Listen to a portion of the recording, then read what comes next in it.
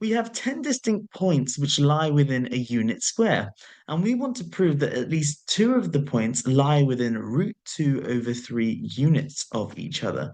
So we have a square, side length of 1, and we have 10 points. So that's 5, 6, 7, 8, 9, 10.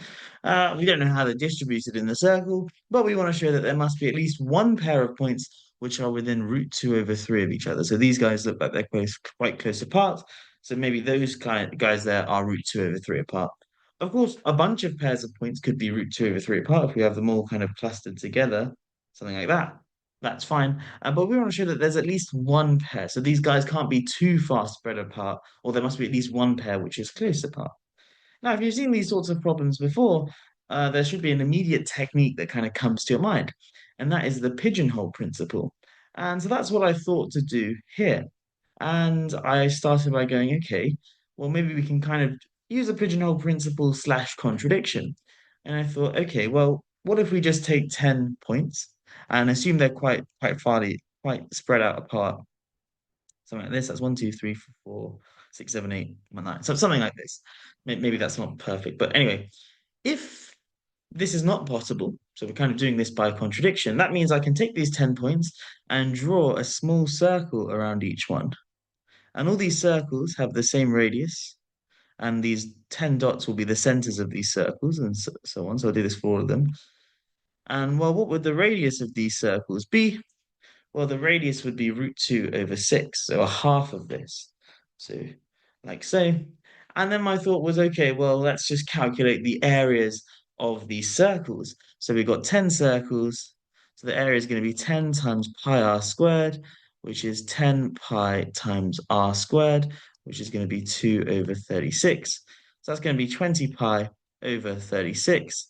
And pi is, well, bigger than 3, so this is going to be bigger than 60 over 36, and that's definitely bigger than 1, which is the area of the square.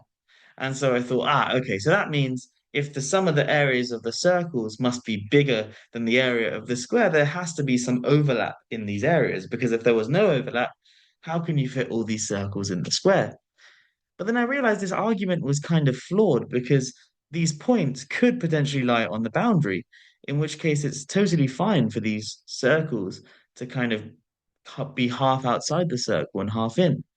And so I realized that this argument doesn't quite work, but it's kind of promising. Then I thought, okay, well, how else can I do this? Well, the pigeonhole principle normally relies on there being like n plus one, lots of, pigeonhole letters that you're trying to put into n pigeonholes. And so I thought, okay, so we've got 10 distinct points. So maybe that's the n plus one. So what if I have like 9 different pigeonholes, which I'm trying to put these 10 points into?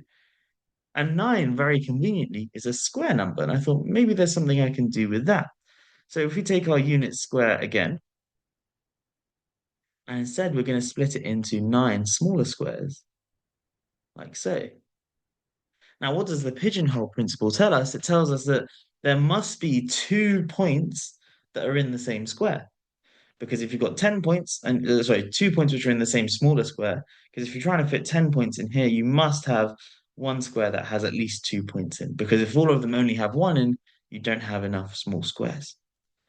So we choose a small square that has 2 points in, and we know that the side lengths of this square are 1/3. Okay, well, what's the furthest possible distance that the 2 points could be from one another? Is, well, if one's in one corner and one's in the other corner, that's pretty visually intuitive. What's that distance there? You just use Pythagoras' theorem, and that distance is root 2 over 3.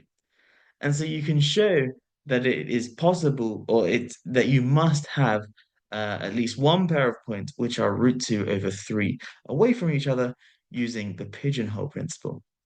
It's a pretty nice argument, and I'm now curious if maybe we can make this root 2 over 3 a little bit smaller. I'm sure we can.